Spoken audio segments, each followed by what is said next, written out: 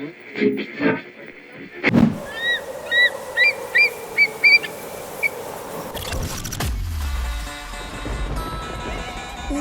olumaphiko olugula amaphiko kwaye kwaphephezela omiyane inyoni nobuciko nomnyunyo edweleni isivinini emafini icula ingoma emnandi yayahlukanisa unyaka omusha komdala inyoni enezigidigidi zabalandeli abayilandelayo zamemeza sezidololozela sathi siyayazi le nyoni yayiculela okhokho bethu abanye abathule isibongo sokhozi FM sisibhalelwe isidadada sothu ukhozi FM luhamba phambili. Ngikubingelele ngwamkele kwesinye isiqephu esimnandi sokhozi FM TV gama lami nguNeliswa ngwakaceli. Kumnandi kakhulu ke inyanga esikuyona uMandulo, inyanga la eNingizimu Afrika sikwazi ukuthi sithokoze sijabule sigubhe amasiko amagugu ethu singabantu abazinhlanga ezahlukahlukene. Namhlanje sokhuluma kakhulu ngesizwe sakaZulu. Kuyintokozo enkulu ukuthi nginethulele isihambeli sami ubaba uNdela wakwaNtshangase. Ubaba Ndela ke umuntu osenze ucaningo oluningi uke wabake laphana ilecturer eNyuvesi yaKwaZulu Natal khona ezifundeni ezithinta khona futhi ulimi. Bamdela ngikubingelele ngwamkele. Yebo ngiyakubingelela ngibingelela abadedeli bohlelo lwakho kanye ke nababukeli. Kuyintokozo enkulu ukuthi sibe nawe namhlanje.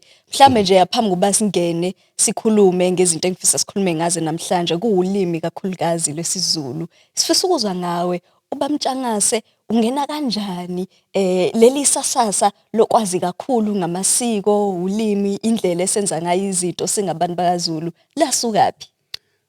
uNtshangase ekukhuleni kwakhe semncane ukhuliswe ngabantu ababambelele kakhulu ezintweni zesintu abangamaZulu kusho kuzoqhama amaZulu bemkhulisa ke nje ngikhuluma lana ngokhulu ngikhuluma ngomkhulu bemchazela izinto ekhula uthe maye eqhubeka ke ekufundeni kwakhe kwaze kwaba uyofika ezikhungweni zemfundo eziphambili ezidume ukuthi amanyuvesi esefunda lapho ke eUniversity of Natal kwayimake ebona uthando lolakhule ngalo kwayimake ethi cha uyathanda ukuthi ke acwaninge ngalezi zinto akhula efundiswa zona naye ezibona nasaqhubeka nokuzibona ukuthi zenza kanjani ezinye zibuye zibe indida kufanele ziqhwande kahle ukuze sicace ukuthi yini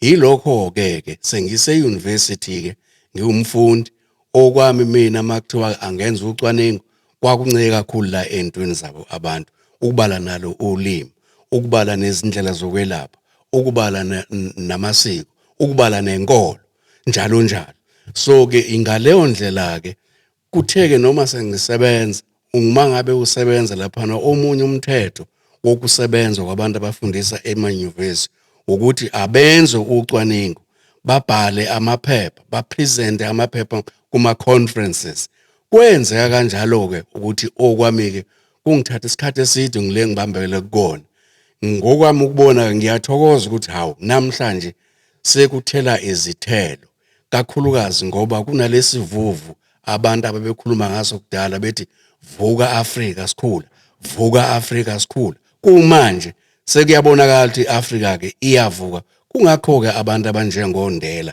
hayi yena yedwa nabanolwazi ngaphezulu kwakhe sebevame ukubonakala bekhuluma ngezinto zaseAfrika nangezinto zamazwe abo. Mhlambe ungasilandisa ukuthi ucwaningo lakho wawulenza ndlelani esikhathini samanje sekulula khona iinternet abantu mabenza lamaphepha benza ucwaningo bavele beyongena Google beyobheka mhlambe izibalo noma indlela ezahlukahlukene abantu abahlukene abenza ngazi izinto. Fisa ukuzwa ngesikhathi sakho ucwaningo olenza kanjani ngoba siyazi ukuthi izinto zakaZulu dala kakhulu sasizenza ngokuxoxa nangokukhuluma. Mhlamba siqale la ngikhuluma kahle ukuthi ngikhuluma nango online kwenye inkathi kufanele wenze umahluko phakathi okwento okuthiwa research kanye neobservation. I-research usuke lapho uye ngempela thina silwenzanga ke nje ubukhuluma nje wena ngo-online nobani thina sasilenza ngokuthi siye lapho siye ema-library siyofunda sifuna lento kwenye inkathi ke siye nakubantu esibonayo ukuthi banalo lolwazi bese siyayihlunga ukucwaninga ngoba kukhona nemfucuza mawenza ucwaningo ukwazi ukuyihlunga leyo into usho futhi ukuthi okunye okunje nokunje ngikubeke emgqonyeni lapha nakho ukubonela ngathi kuyayichaza lento okuyilokhu ukuhamba kanje kwenza ucwaningo luhamba kanjalo alwenziwa ucwaningo nje usuku libelunye kuthatha isikhathi sikhuluma ngocwaningo lwezinga esikhuluma ngalo kuthatha isikhathi impela ukuthi kuhamba kanje nayo ke into yenzekayo ubuza ke ukuthi ke izinto zesintu ikakhulukazi izinto zakaZulu ngizithole kanjalo izincwadi ezikhona ezikhuluma ngayo ababhali bakudala uyakuzona ufika ufunde impela hayi ukuthi ufunde yodwa embili bese ucabanga ukuthi ucwaninga lo kuthina akulona ucwaningo leyo into enjalo kufanele usitshele ukuthi ufunde iziphi incwadi ufunde emapha amaphepha ufunde mangithi amaphepha ngikhuluma academic papers ufunde bani njalo aqhamuka ama journals lawo maphepha kuze kube into impela ebonakalayo ukuthi kube beyikalwa ibingaba nesisindo uphinde usitshele futhi ukuthi uyeke obani bawobani labo bantu banolwazi kanjani olungakanani wena liqobo ubona kanjani ukuthi lo muntu unalo ngempela ulwazi uma ungabe wenza ke lokho kuthiwa ke interview umuntu umbuze lokho akushoyo nivumelene naye akutshela uhamba uliqoqa kulwazi kungaba amakhehla kungaba izalwazi kungaba abantu abayiphilayo leyo into noma ngabe umuntu omncane maye nalo ulwazi lwaloyo into siyaya kuyena bese uyakuhlanganisa ke konke lokho ukufake ke sefweni njengoba sengishilo kuphumeke into enomqondo enesiqalo ucwaningo lolo lizoba nesiqalo sikubone likhuphuka luze liyofika phezulu esiqongweni silibone futhi seliphela ukuthi cha uphethe kahle bese sikutshela ukuthi ucwaningo lolo mina ke ngenze njalo ngoba esikhungweni ebengisebenza kusona njengoba sewushilo kube kufanele senze kanjalo yikho ke ngithi sengiyajabula namhlanje ngoba ucwaningo lami lweminyaka ngesikhathi ngiliqala ngesikhathi kusewuhulumeni lo yawencindezelo kakhulukazi lo obandlululo ngesikhathi sethu nangaphambili kwalokho kwakhona uhulumeni wecolonization kuseyiwo lo wencindezelo ndlela ningi manje ke uma ukhuluma ngalezi zinto ububuke ngathi uphansi uma ukhuluma ngezinto zakithi uphansi uma uthi cha ngiyo interview inyanga hayi sis ayisebenzi lo into cha bo ngiyocwaninga ngamadlozi ukuthi abantu bayabona enjani abasebenzela yena sis man kusho ukuthi awukholiwe uyabona zonke lezo zinto kwakunzima kuyaqala ke manje kuyavuleka ukuthi sikwazi ukukhuluma ngalezi zinto mhlawumbe khona yini iphepha osulibhalile izincwadi ngiyazi mningi kakhulu umsebenzi osuwenzile kodwa okuyizinto ezagqama kakhulu ngathi bantu bakaZulu yebo kuningi kakhulu kuya ngokuthi ke yini leyo oyenzayo ake ngiqaleke nje mina engaqala ngakho kakhulukazi nasekufundeni kwami ngangibheka mina imithi le esetshenziswa abelaphi bendabuko izinyanga nezangoma nabathandazi nasekhaya nje iboza ngangibheka yona ukuthi imiphi le amagama ayo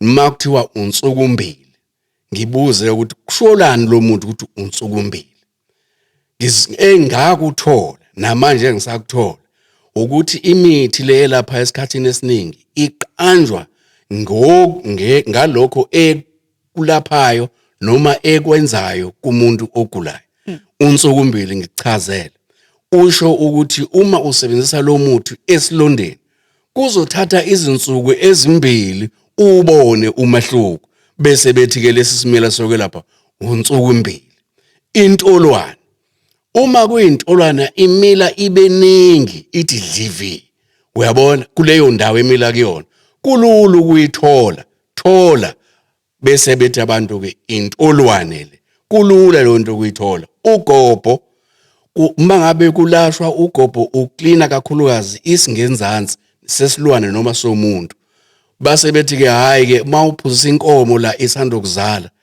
izogobhozela ngaphakathi igopo gopo gopo gopo ikhiphe konke lokhu ikhuculule esinyeni ikhuculule lonke ingenzansilayo kanjalo nakumuntu bese bethi ugobhoke ngathola lokho ke lokho kukodwa kwangiholela ekuthenini bayasho ukuthi uma ngabe usebenzisa le mithi kufanele wenze lokhu nalokhu nalokhu isibonelo njengokuthi uma ngabe ekunikeza isihlungu kufanele athelela aphinde athelela ukhothe bese uchitha ngemuva ngiyaxolisa bese uchitha ngemuva lokho kukodwa ngakulandela nazo lezi zinto lokho ke kwagcina sekungiholeleke emasikweni ke jikelele nakho lokho ke ngawabheka amasiko ke abantu ukuthi ahamba kanjani yini nani mangikwenzela isibonelo yilelo nalelo siko ngisakhuluma ke ngesizwe samaZulu manje sengikhuluma ngazo zonke izizwe yilelo nalelo siko okwazi ukulibona ukuthi mabelenza balenza kanje lisuke silifeza isidingo esibalekile sempilo alikho into okuthiwa yisiko engafezi lutho akwenzeki kanjalo ake ngikwenzele isibonelo isidingo sempilo amanzi amanzi ayafuneka udlule kuwona nje nawe ekseni nami ngidlule kuwona nabalaleli badlula kuwona amanzi zonke izinsuku indlela ningi ayafuneka amanzi abesekhaya kwase kubonakala ukuthi uzokwenzeka kanjani sengibuyela kubantu abamnyama ngibuyela kumaZulu ngqo kwase kubonakala ukuthi abantu kufanele abayizinsizwa noma amadoda awahambe ehlwaye amanzi iziphethu ukuthi ngabe zilaphi nemthombo bakuhlwaye lokho mebekuthola bese bona futhi bekulungisa kube sisimweni sokuthi kungaba amanzi anokukheka aphinda ayosetshenziswa adliwe ekhaya sebekwenzileke lokho ke obani abasebenzisa amanzi kakhulu empilweni yabantu nje obani abantu besilisa nabantu besifazane abantu besifazane abasebenzisa kakhulu amanzi bepheka ngawo begeza bewasha ngawo benza okuningi ngamanzi ukunabantu besilisa kwase kuthiwa ke obani abazoyokha amanzi kwase kuthiwa naba abanenyawo ezilula njengawo intombi namantombazane yiwo kufanele ayokha amanzi kusekuyisiko ke lokuthi amanzi azotholakala kanjani lapha ekhaya makukhona konakele bayabuya bezobika kusuka besilisa boyoyilungisa leyo into eyonakele kuleso siphethu noma kulowo mthombo kanjalo ke futhi khona esinye isidingo sempilo kufanele izinsizwa nezintombi zithandane abavele bethandane ngokubonana awusesiyathandana cha kunento indlela elandelayo ngesingisi process ukushelana qala insizwa ushela intombi baphinde bangcweke lokho akwenziwa phambi kwabantu abadala yilaphi ke lesidingo sempilo sokuthi kufanele abantu baganane izintombi zitholakala emfuleni usuyabona kwaba yisiko ukuthi mawufuna intombi iya emfuleni ngoba noma kanjani izoqhamuka useyabona ngikwenzela isibonelo ukuthi uyibone lento ukuthi ilelo nalelo siko linesidingo elisuke lisifeza mhlawumbe masakhuluma ngalokho ke esikhatsini samanje izinto ayisafani abantu ngenza isibonelo nje bahlala emadrobheni kusajwayelekile yebo khona indawo la kusenziwa khona ukuthi uyokha amanzi emfuleni kodwa manje sekukhona ukuquququka kwamasiko kuye kuhambe kanjani singabantu ikuphi la sikhetha khona ukuthi hayi lokho asisadingi noma lokho siyaqhubeka nakho ngoba sifuna ukuthi sigcine isiko lethu muhle ke lo mbuzo ngoba lezi zinto engikunikeza zona ngathi ziyizidingo zempilo ziyizidingo sempilo namanje uyabona siqala silichaza ukuthi isiko alimile ndawonye culture is not static alimile ndawonye mangikhuluma ngokuthi alimile ndawonye isiko kodwa izidingo zempilo zona zimi ndawonye eziningi zazo zimi ndawonye isidingo sempilo sokuphefumula usaphefumula manje isidingo sempilo samanzi usakwenza namanje isidingo sempilo sokuthi gana kusamile lokho kodwa izindlela zokwenza lokho zingashintsha zona zihambisana nesikhathi ngiyethemba usizwana nami asikhulume ngamanzi njengoba usho esikhathini samanje amanzi asatshaliswa manje ngamapipe esikhathini samanje basikhuluma nalapha sekuyaphela ukuthi amanzi ayokhiwa emfuleni kodwa isiko lokuthi akushwele lisekhona lona ngoba lisekhona ke isidingo sokuthi akushelwane ukuze kuganane Abasayike kodwa manje kompompi ngoba amanzi kwabanye asekhaya njengalala sikhuluma khona. Uma ngicela amanzi ngizovela niphume nivula umpompi lapha ninginike. Akhona manje amanzi ezindlini. Kodwa kusekhona esinye isidingo sempilo. Ukudla. Kusho ukuthi izintombi ziyaya ke ezitolo. Ziyofuna ukudla. So sekumele bayoshela esitolo manje. Sekuyaziwa ke yabona nje kuyaziwa ukuthi nasi isitolo esikhulu edolobheni elithile. Kuvele kunjalo. Sewungaya ke khona ngoba izoqhamuka ithunyiwe izothenga la. Usayibona kube kubi ke mayihamba nonini. Iyona esiyobona ukuthi yenze njani, intshela kanjani unini ukuthi ngisamshelisa lo mlisi. Ngisamshelisa lo mlisi. Iyona ezobona. Uyabona? Kusahlanganwa emcimbini. Isekhona imicimbi eyenziwayo.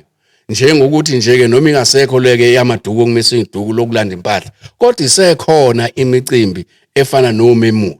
Isekhona imicimbi efana nemishado. Izintombi zikhona lapho.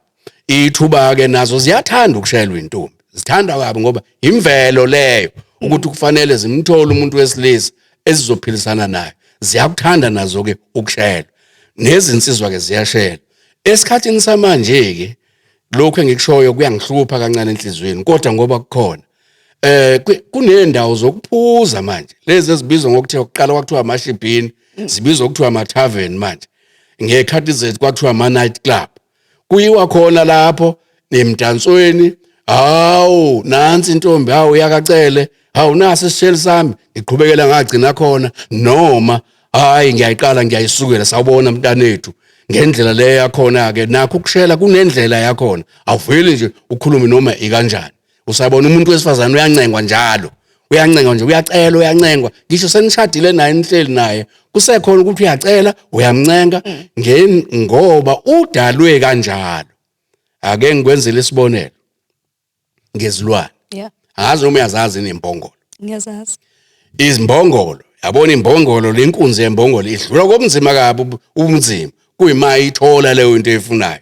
akusibhaqi kodwa ayibaleki ithi might yafika ithi izompotopotoza lo wesifazane hawu uma ngabe engayeza ukuthi akekho akakafiki kulelo giye ukuthi lokho kungenzeka uvela athethe lesibhaxo nje uyoyishaya namahashi kunjalo kodwa akaphindisela kamluma kalwi naye uyaqhubeka amncenge aze ehle lo uma izogcina evumile bese kuyenzeka ke bayakheka ingalo kanjalo ke nabantu kunjalo nakubona umuntu wesifazane naye uzoncengwa nje ukancenge nje ungonakele lutho nawe nje la ukube asikho la mhlambe ukuze mangikhuluma into ngithi ngiyakubuza ubungakungibuke nje ungiyiphela kancane hayi ngoba ungidelela uvele kunjalo yabona ekusheleni ke thina sasifundiswa kanjalo ukuthi uma ushela intombi okwenza kanje ziyashelwa ke nase emathaveni mhlambe kunombuzo kufanele siwubuze ukuthi kungani amantombazane anda kangaka endaweni zokuphuzwa utshwala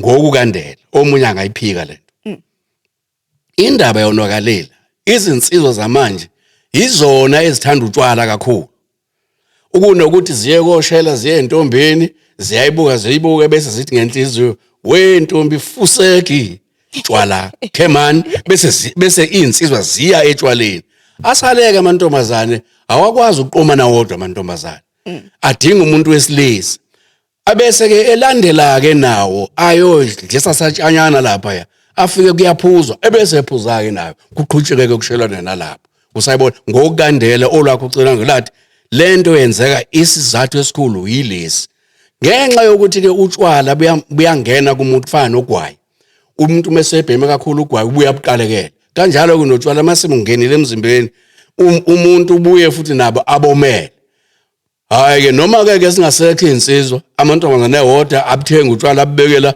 ayiphuzele into ke enjalo ucwaningo ke luziveza izinto ezinjalo sengikhulume kakhulu ake ngimi ngizokuthi uthini no luningi kakhulu ulwazi ofika nalo mhlambe ezinye izinto kuzohamba hambe sibe nezinye ingxoxo sithi ukungena kakhudlwana kuzona ngoba ulwazi luningi kakhulu ikakhulukazi ngendlela esenza ngazo izinto manje masiqhathanisa nangendlela esenza ngayo izinto kudala kodwa ke okamanje sothatha ikhefe elincane masibuya siyaqhubeka nayo bamtshangase sokhuluma kakhulu ngolimi lesizulu.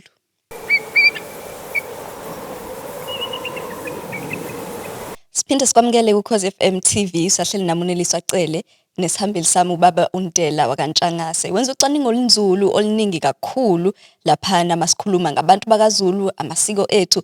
Namhlanje into esigxile kakhulu kuyona ulimi lesiZulu bamndela. Mhlawumbe angazi ukuthi linganani ucwaningo sulenzile ngendlela esikhuluma ngayo, siyabona yahamba yaguquguquka kuye kufike neindlela thina abantu abasha esikhuluma ngayo sifake olimini singazi noma siyalona noma mhlambe siyalikhulisa. Masikhuluma ngolimi lesiZulu, iziphi indlela esingaqinisekisa ngazo ukuthi alonakali, siyaligcina libe uyigugu nje leli esilithandayo? Ungibuze ukuthi khona yini ucwaningo engilwenzayo. Cha, isiZulu ngisifundile. Ngisifunda ekhaya, ngasifunda ezikoleni, ngasifunda ngisho nase university, ngasifunda kakhulu impela.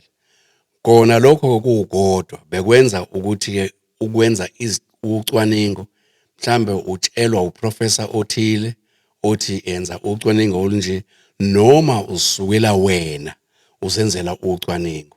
Asibuyeke ngisenzile ingakho uthe mawukhuluma la wathi nami bengifundisa khona e-UKZN bengifundisa sona isiZulu kodwa under a School of African Studies. Sibuyeke mhlawumbe asiqale la ukuthi yini ulimi, yini yona ulimi, hayi lwesiZulu, into okuthiwa ulimi nje, language, yini yona leyo. Ulimi izakhi zemsindo eziphinyiswa umuntu uma ekhuluma. Lezo zakhi ziyaxhumana zisinike igama elinomqondo, bese namagama ayaxhumana asinike umusho onomqondo ophelele, bese ukuthi imisho iqhubekeke yona inikezeke manje ke inkulumo noma akasithi ukwethulwa kwayo inkulumo, presentation, njoba ngenza nje kanje.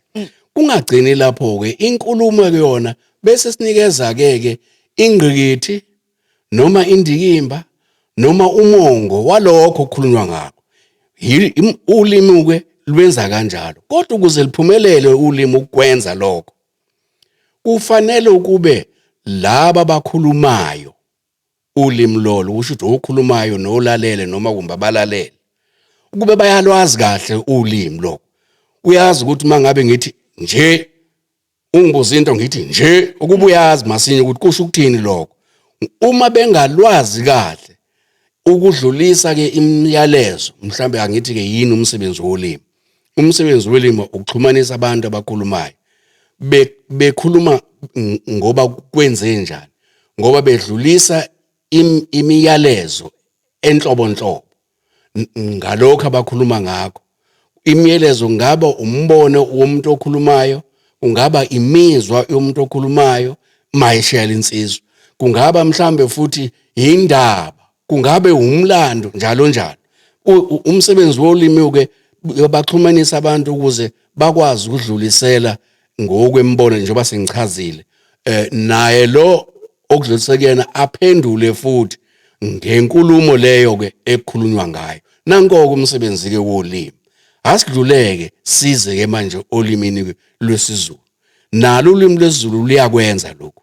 Kodwa ke ulimi lwesiZulu angithi izilimo zabantu abamnyama eAfrika kakhulukazi ngapha eningizimu Afrika bakubiza ngeSADC.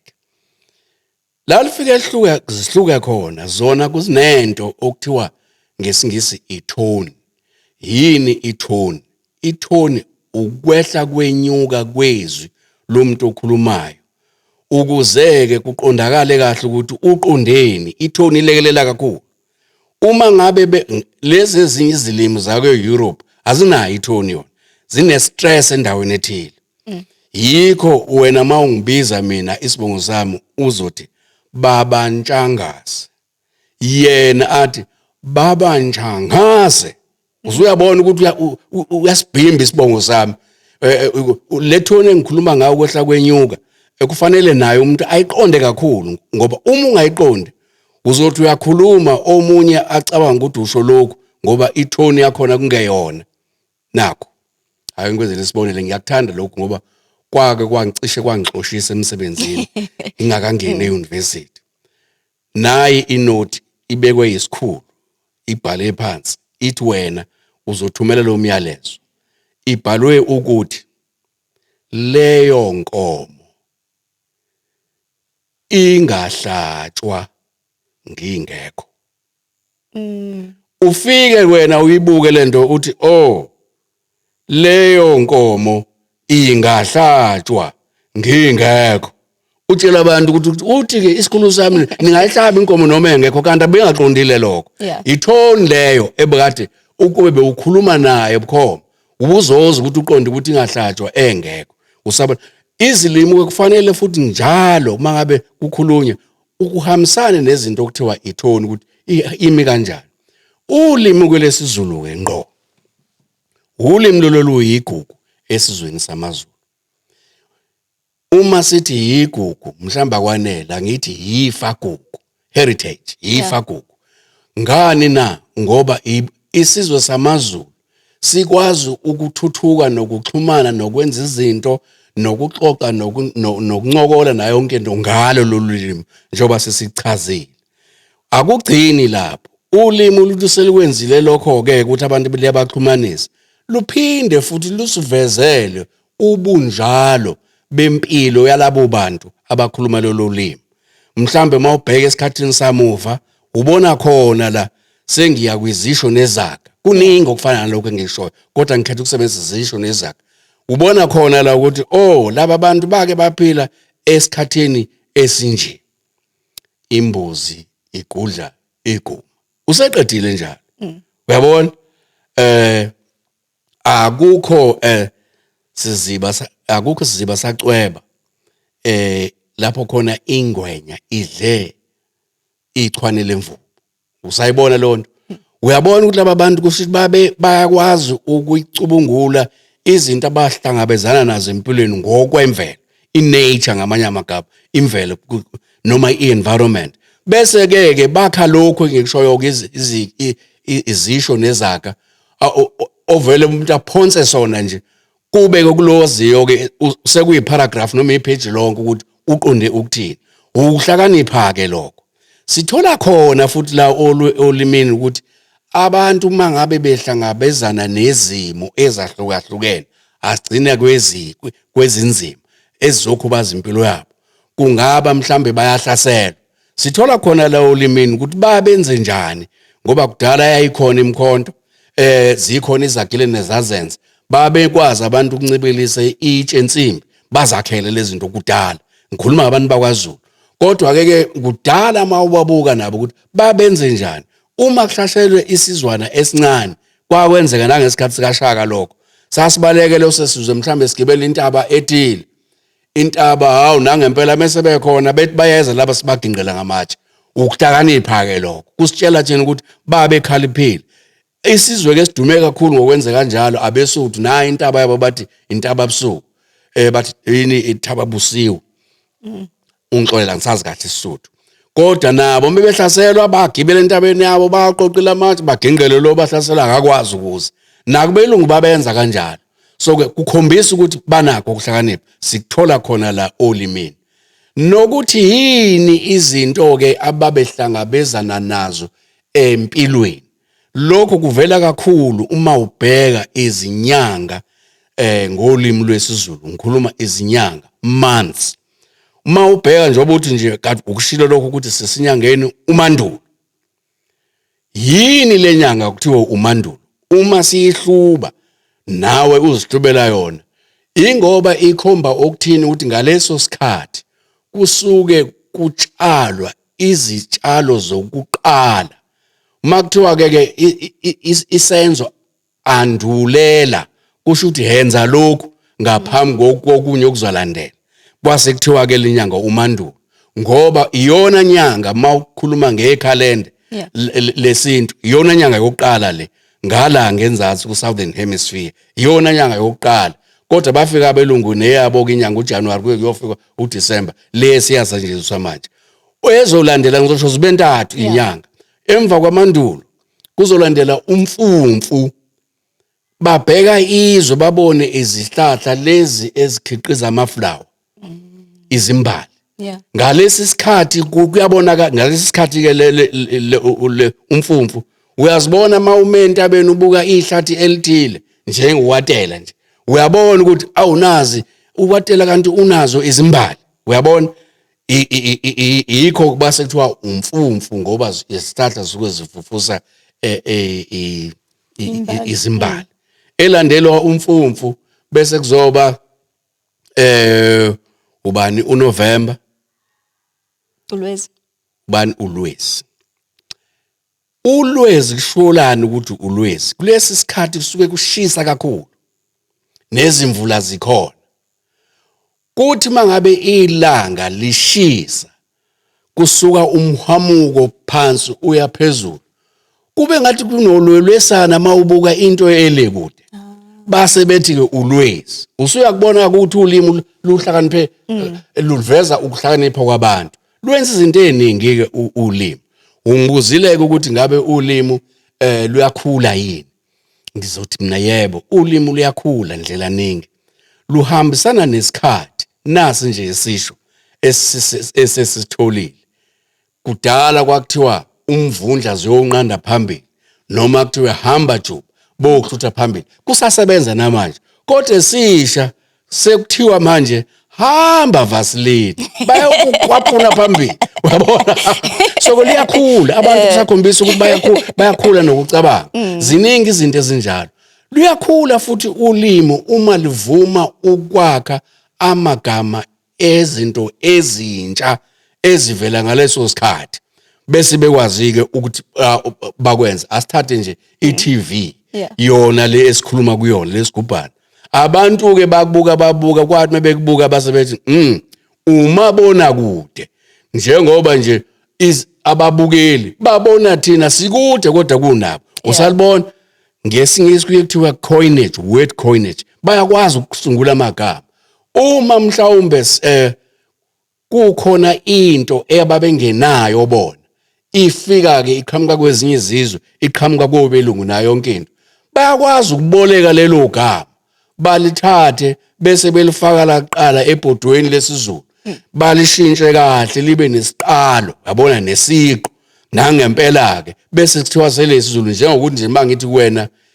ifastela esingisini akunjalo noma ngithi esibhunwini akunjalo fenster akukho yabona so ke lelo gama mase lifikile la kungena la ke olimini lwesizulu selizosetshenziswa ke ulimi ngaleyo ndlela ke alufi kodwa ulimi lungafa uma ngabe izingqapheli zolimi ziyekelele nje singasho lutho lungadungeka kuqala noma ligcine lifile ake sikhulumeke ukuthi luvinjwa kanjani ukuthi lungafi esikhathini samanje sesakwazi ukubhala nginalo nje ipeni nanti manga nginika iphepha ngakubhalela phansi sesakwazi ukubeka into ebhaliwe ayisheshi ukubona ngakho ke yikho kukhona ke bebhala ngalo ulimi abanikazi balo abacwaningi nayo yonke into bebhale ngolimi lolu kuyothi nina ke masenifunda seniya kulokho okubhaliweke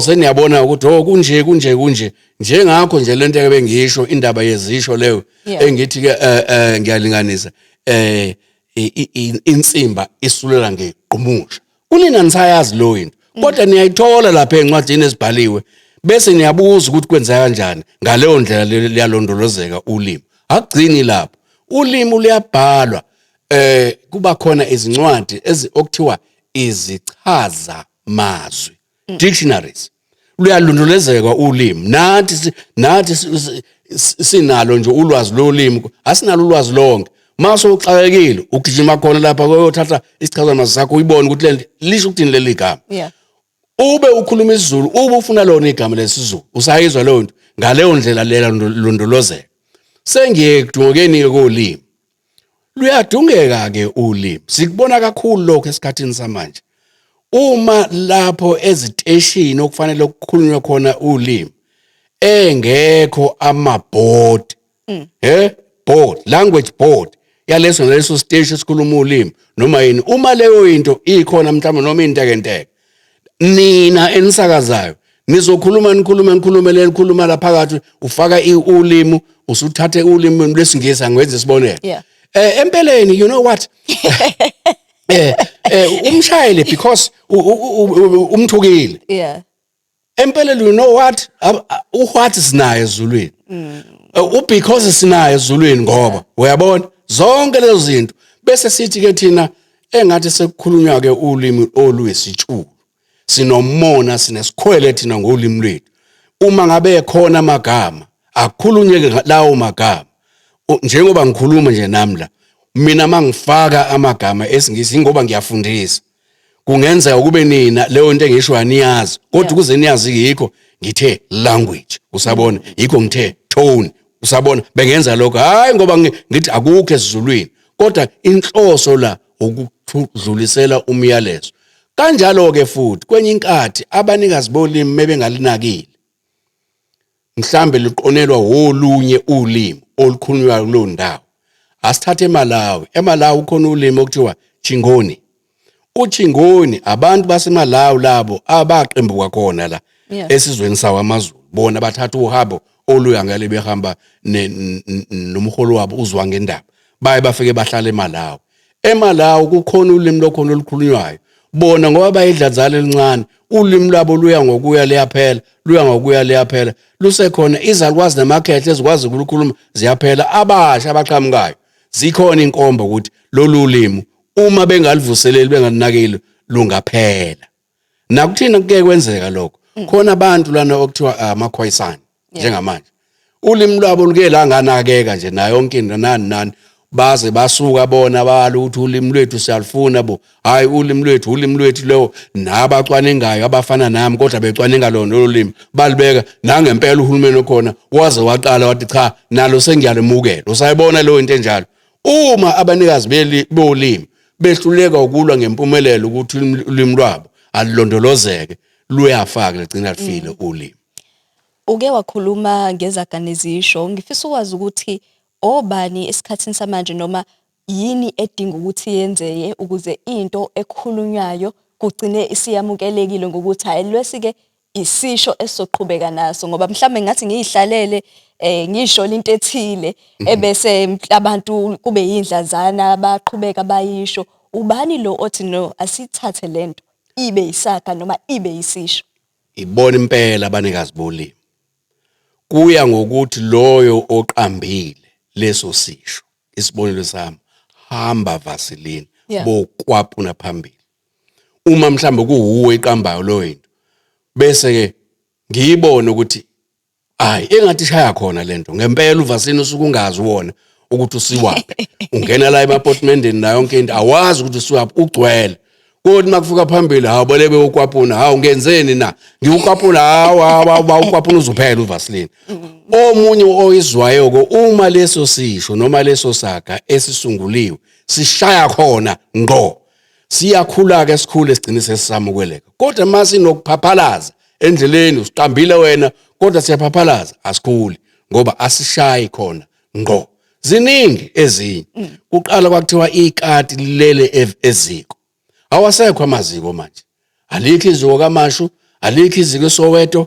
alikho iziko amaziko ayaphela usawathola yebo emakhaya kodwa nakhona sekungena ogesi manje kungena namagesi amaziko aya ngokuya phela kodwa ke leyo into kwakhona omunye obonayo ukuthi awu la ekhaya ikati lincela imfaduko uyabona leyo into awudingi uzichaze kakhulu loyo oyakhile kulula ukuthi umuntu olalela ayizwe ukuthini kusho kuyalanjwa la ekhaya ikati lizwa linuka imfaduko ngithi imfaduko kusola ngaye zitsha yisojana nani awulento ingadleka bese liyayincela ikati lincela kwenzeka kanjalo ukuthi luhambisana nesikhathi ukuthi kwenzekani uma ilikwazileke lezo zaganezisho zangena kahle mhlawumbe ngikuchaze lokho macela kunomehluko phakathi kwesisho nesaga isaga ubheka inkathi yaso uma masishiwo inkathi ingaguquki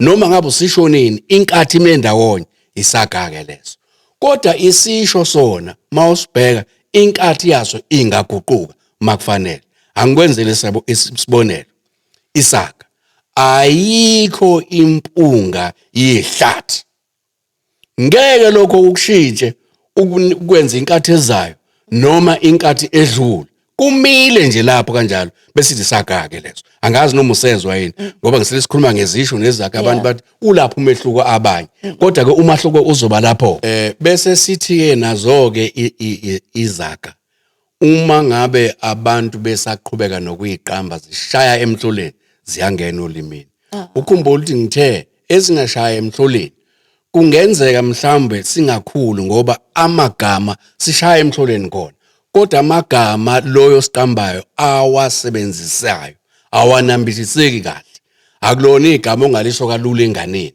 usabona akhona amagama siyisithi ngesizulu amagama aqosheme usabona uma umuntu esebenzisene njalo akujwayeleke ukukhula lokho ngoba inhlobo yamagama awasebenzisile kodwa enze amagama nje ongangena ukhulume ngisho esikoleni nenze ugrade 1 noma ngabe ugrade bani lokho ukhulume limukeleke siyakwazi ukukhula nasesontweni nasekhaya uma ngabe kunjalo siyakwazi ukukhula uma sishaya emhloleni kodwa masibuye sibhimba singazwali kahle ukhona umuntu ozothi yini le uyishoyo wena engathi ayiwakho umqondo kahle lento oyishoyo usayibona into enjalo masikhuluma ngezigodi ezahlukahlukene uzothola ukuthi abantu abaqhamuka mhlambe ngasempumalanga abakhuluma nje nabo besakhuluma isiZulu nasentshonalanga nabo bakhuluma nje kodwa mhlamba amagama abawasebenzisela into efanayo awafani noma ukuphinyiswa kwakhona akufani kusebenza kanjani lokho khona yini la ukuthi khona ayinina leli igama elilisebenzisayo engathi alishaye khona luwenza umqondo lokho sikubiza ngokuthi ulimi lwesigodi isizwe samaZulu sikhulu uma ngakukhuluma ngezindawo zazo thatha indawo yaseMsinga inkulu kunabantu abahlala lapho eMsinga bazokhuluma ke ulimi lwesigodi kanjalo futhi uma uya ngale ngakoXhopo naseMzimkhulu kunabantu abahlala lapho nabo bathi bakhuluma isiZulu kodwa ulimi lwabo lwesigodi aluzufana ncamashi kunabantu abahlala ngala ngakoXhopo nakoMzimkhulu kodwa ulimi lwabo lwesigodi aluzufana ncamashi nolimi laseMsinga kanjalo nabantu abakaNongoma nabantu abala eThekwini nabantu abasekoNyukhasela oFryhead njalo njalo ulimi lwesigodi akekho orong akekho ukuthi kuthiwa lento oyikhulumayo ke wena cha ayishayi khona irong ngoba lento ishiwo kanje ngakithi ulimi lwesigodi kuvumelekile lokho inqobo mangabe esho lelo gama isiqondo segama saziwa ukuthi uqonde ukuthini lisho ukuthini leyo gama uma kunento ongayithinta uyakwazi ukuyoyithinta njengo angilinganise ngala koXhopo ngiye ngizwe bethi kunecabazi la lendlu le kunecabazi usho ukuthi kuneconsi uyabona into enjalo kodwa ulimi lwesigodi hayi ukuthi sizothi ke uma ngabe ke mina sengimaka ke oshanjalo ngithi mina ku wrong libekufanele ukuthi iconsi siye sithi ke thina mangabe umuntu enze njalo sithi hayi akakavuthwa ngokwanele ukwazi ukuthi ulimi liyakwenza lokho akubona kuphela ulimi olwenza kanjalo ulimi lwesigodi namasiko akhona amasiko esigodi indlela yokwenza ukuthi sithatha ukulobola ukucela akufani mawuya le kwaZulu indawo engapha koZulu ngale ngaphesheya kothukela masilathi neThekwini uma ngabe uyocela khona lapha bazokutshela ukuthi hayi thina kunendlela enje makuzocela uye ngako kuphoshelishini nakhona kunendlela izinto lezo okuthiwa izinto zesigodi hayi ukuthi ngoba kuthiwa hayi akulona isiZulu noma abenzi njengamaZulu ngivale ke manje ngokucacisa nendlela yokugqoka uma ugqoke izinto zesintu akufani uma uya ngalapha eMsinga bazokushayela isicholo sakhona siyabona ukuthi hayi umsinga lo uNongoma lo sibone ukuthi hayi ngapha lana yini iXhopo le noma hayi ePhoshabusini le indlela yokugqoka ayifani usayibona so ke kanjalo ke nolimi lwesigodi lukhona futhi uzoqhubeka nokuba khona yebo ukuzibuzela nje ukubona kwakho ubuchwepheshe inkundla zokuxhumana indlela esibhala ngayo komakhalekhukhwini njalo njalo azisilahlekiseli yini ngolimi ngoba siyesibhale sifinqe senzele ukuthi mhlawumbe lo mbi kube mfishane noma usheshe ufike kodwa ke asabhali ngendlela mhlawumbe ongabhala ngayo mawubhala iphepha noma incwadi uqinisile impela izinto ezinjalo ziyafika uma abantu behleli kuqhamuka nezinto ezintsha. Leyo into okhuluma ngayo ayiqali ngani. Thina sifunda ezikoleni kwakukhona into kwakuthiwa i-shorthand. Wena mawubhala uzobhala mhlambe ugcwale, mina ngiphethe nje into kaMentshisi. Uyakhuluma nayo yonke into nje ngiyabhala nje la. Ukhuluma yonke into ngiyabhala lokhu nje. Ngizothi mangabe sengibona le shorthand yami ngiyikhulume yonke inkulumo. Ngakanjalo ke njengoba usho ukuthi kulezi uthe yini social media. NgesiZulu mina i-social media ngiyibiza kanje. Izinkundla zokuxhumana ezingondaba kayilali. Uma ngabe ke usebenzisa ke ukuxhumana ngondaba kayilali, nakhona kufanele ukuthi ukufinqe lokho inqobo loyo ngale ozothi mangabe leyo into eyibona mhlawumbe upayment wena ubhale upay MT eyibona leyo ukuthi usho ukuthini ayikho inkinga lapho. Kodwa ke bengakamukeleki ke ngokwanele ukuthi ezinkundleni zombuso noma ezinkantolo usungalibhalela ijaji kanjalo bengakafiki leso sikhathi. Kodwa ngokuhamba kwesikhathi kungenzeka kugcine sekuzokwafika ukuthi leli igama nali maliphelele, kodwa mangabe selifinyeziwe liyinto enje. Into ayikhona lo nakhona olimini angikwenzele isibonelo nali igama eliphelele ngiza ukube ngilele. Kodwa manje ngoba lithatha kude agcina umuntu athi hayi ngizobe ngilele. Uyabona? Usalibona? Lisho ifanayo kodwa lifinyeziwe la. Selamukeleke ukuthi ngizobe ngilele kuthiwa ukhuluma kahle, kodwa mawulibheka ukuthi livelaphi ngiza ukube ngilele. Uyabona lo into? Ngalinciphisa kanjalo ngize ngifikela ukuthi ngizobe ngilele. Into leyo ekhona eyenzekayo kuzo zonke izilimo ezikhulayo. Sure. Mhlambe ke masifika kubantwana abancane esikhathini esiningi bakhula bebukela umabonakude, mhlamba abazali basemsebenzini noma bekho ngesikhathi sasemini. Senza kanjani uqinisekisa ukuthi noma kunjalo befunde ezikoleni la khona abantu behlukahlukene ngamasiko ngezilimi ezahlukahlukene baqhubeke bakwazi ukuthi nothina singamaZulu singabantu abakhuluma kanje nakanje? Ingakho ke ngithe kuwena ulimi lwesiZulu luyifa gugu, silukhonzile, siyaphila ngalo, siyaxhumana ngalo. Ingakho ke futhi sincoma kumina ngedwa ke la. Sincoma thina esibuye sisebenze ngolimi noma ngaba sisebenzi ngolimi. Sincoma thina esilithandayo ulimi lwethu ukuthi ingane kulungile ungayisa esikoleni lapho kukhulunywa khona lolo limi. Ngaba izenza isibonelo ngapha ngakuthina eKZN isingisi kwethu nesiningi. Kulungile ngoba isingisi ulimi lokuxhumana thina silibuka kanjalo. Ulimi lokuthi ungaxhumana nomunye umuntu ongasazi isiZulu. Uyabona? Hayi ukuthi akasazi isiZulu ngoba edelela siqhamuka esikhathini lapho uhulumeni ayesihlukanise khona, ethanda futhi sihlukane singasondelani. Ngakho ke saqhamuka ke isingisi sihlala isikhathi eside, siyakwazi ukukhuluma ngesingisi. Nami ngiyakwazi ukukhuluma ngesingisi. Ngiyakwazi ngisho nakushela ngesingisi ngikanjalo. Kwakunjalo. Kodwa sikuncumayo ngoba ulimi lwethu solukhonzile ukuthi ingane mayibuya lapho kuleso sikole ayifike ekhaya ifundiswe kuqhutshekwe nokufundiswa ulimi lwasekhaya.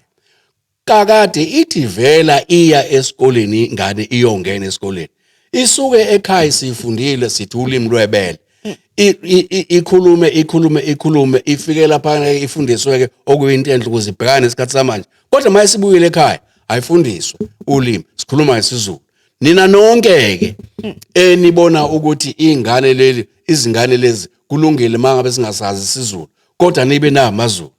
Thina siyanxusa ukuthi shintshana umqondo. Izingane enzani lokho eningasekwenza ukuthi ingane leyo naleyo ngane ilwazi ulimi lwebelo lwayo. Kanjalo esiXhoseni, kanjalo esiSuthwini, kanjalo noma laphi nalaphi nalaphi into efanele kube kanjalo. Njengoba namangisi enza kuke kubaphoqa kamangisi na ukuthi awasifundise isiZulu. Akhona amangisi namabhunu akhuluma isiZulu ngoba isimo siyawaphoqa ukuthi lukhulume lolu limi. Uyabona bayalifunda ke nabo leso singisi ke somlungu. Usayibona leyo into. Siye sisho kanjalo. Ngiyakuzwa. Bamtshangase kuningi kakhulu esingakhuluma mhlawumbe sophinde sihlale phansi nangelinye ilanga. Ngikubonge nje isikhathi sakho ukuthi ufike uhlale nathi la sikwazi ukuthi sifunde kakhulu ngolimi lethu. Siyakuthokozela ukuthi siphinde sibe nawe ngelinye ilanga futhi. Inkosazana, uma isikhathi singivumela ngiyokwenza lokho ngoba ngiyenikhonzile nina abantu abasha. Kufanele nizazi imvelaphi yenu. Kufanele nizigqaje ngobunini. Ungalokothi uzinyeze ngisho noma ngabe uhamba ngecathulo lapha izithende sezitshekile. Uzingaze lokuthi nje uzinyeze. Sikule nkinga engaka nje ngesizwe sethu ingoba saqonelwa yilabo abafike bathatha imbuso wethu nemhlaba yethu nayo yonke into basiqonela babulala ulimi lwethu ngamabomu, babulala inkolo yethu, babulala namasiko ethu ngoba bethi ke cha uma senze nje siyazi ukuthi bazohamba balahlekelwa ubona. Sibuyisa lokho ke. Vuka Africa ngisho njalo. Yimanje ke isikhathi ukuthi vukani nizibambe. Sibonge kakhulu ngathi nje uzothi vuka Africa Breakfast Show ngivele ngicabange yona okuhlelo lethu lasekuseni la emsakazweni. Bamtshangase sibonge kakhulu. Sibonge nakwena mbukeli weCause FM TV ukuthi uhlale nathi kuze kube isikhathi samanje asihlangane na kanjani kwesinye isiqephu. Nginithanda kakhulu.